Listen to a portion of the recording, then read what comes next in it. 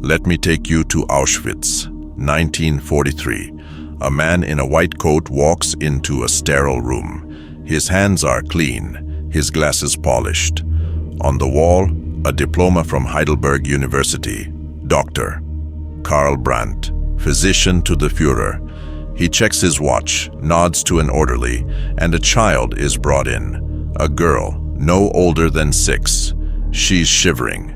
He smiles, tells her she'll be cured of her headaches. Then he injects her spine with phenol. Time of death, 2 minutes. Later, he writes in his journal, "Successful procedure. Specimen preserved for study. This isn't a monster. This is a healer. A man who tucked his own children into bed at night.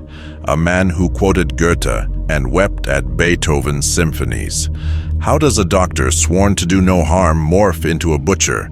Robert Jay Lifton called it doubling. The art of splitting your soul in two. One half loves, prays, laughs. The other half turns humans into things." Tonight, we're dissecting the most terrifying question in history. How do good people do evil? To understand the Nazi doctors, you have to start with a lie. A lie so seductive, it poisoned an entire profession. The lie was called racial hygiene. In 1933, Germany's brightest physicians swore an oath, but not to Hippocrates, to Hitler. They weren't madmen. They were pragmatists. Men like Dr. Josef Mengele, who collected twins like stamps, believed they were saving humanity by erasing the unfit. Lifton interviewed survivors, SS guards, even the doctors themselves. What he found wasn't insanity, it was worse, moral algebra. Let me paint you a scene. Berlin, 1940. A young doctor named Fritz Klein graduates top of his class. He dreams of curing tuberculosis, but the Reich needs him to cure society instead. First, he's asked to sterilize the disabled. It's mercy, they tell him. These lives are pain. Then he's transferred to Bergen-Belsen. There he selects who walks left to work and right to the gas. At night, he writes letters to his fiancée about Mozart and the cherry blossoms in their garden. This is doubling, a psychic partition. Lifton said it's like building a wall inside your mind. On one side, I am a father, a lover, a man of science. On the other, I am a scalpel for the state, the scariest part. The wall isn't built in a day. It's brick by brick. First, you sterilize. Then, you euthanize.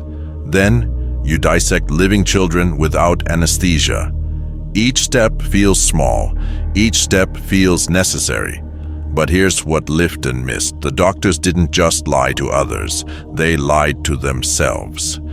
Take Dr. Ernst Robert Grawitz, head of the German Red Cross. By day, he organized blood drives for wounded soldiers. By night, he approved experiments where prisoners were frozen to death or forced to drink seawater until their organs burst. Science demands sacrifice, he'd say. But when the Allies closed in, he didn't face judgment. He blew himself up with a grenade at the dinner table with his family. Why? Because the truth was too grotesque to survive. The Nazi doctors weren't psychopaths. They were idealists. They believed they were pioneers, advancing medicine even as they burned children alive. Mengele would send organs to labs with notes. Study this mutation. To him, the Jews weren't people. They were data. And data has no screams. Let's go deeper. Lifton found that these men used language as a weapon. They didn't kill. They disinfected. They didn't murder children. They euthanized specimens. Words became gas masks, shielding them from the stench of their crimes. But language wasn't enough. They needed rituals. White coats, sterile gloves, morning briefings where they discussed death quotas over coffee. The bureaucracy of evil. And it worked. By 1945, 45% of German doctors had joined the Nazi Party. Not forced, not coerced, eager, because the Reich gave them something intoxicating, absolute power disguised as purpose. They weren't just doctors, they were gods, sculpting the future of the human race, but doubling has a flaw. The wall cracks. Lifton tells of a doctor who, after injecting a pregnant woman with gasoline, heard her whisper a lullaby to her unborn child. He quit the next day, shot himself in a field. Most, though, never broke. They retired to quiet villages, delivered babies, and told their grandchildren they'd helped people during the war. Now let's turn the mirror on ourselves. You think this is history? Look at the CIA's enhanced interrogations. The tech CEOs who sell your data while tweeting about ethics. The doctors today who deny care to refugees because rules are rules. Lifton's warning wasn't about Nazis. It was about us. The human capacity to compartmentalize cruelty. To justify horror with a shrug. I was just doing my job. The Nuremberg trials called it following orders. Lifton calls it atrocity by algorithm. But there's a third truth. Evil isn't a switch you flip. It's a dial you turn, degree by degree, until the unthinkable feels normal. One last story. In 1981, Lifton met a former SS doctor in Argentina.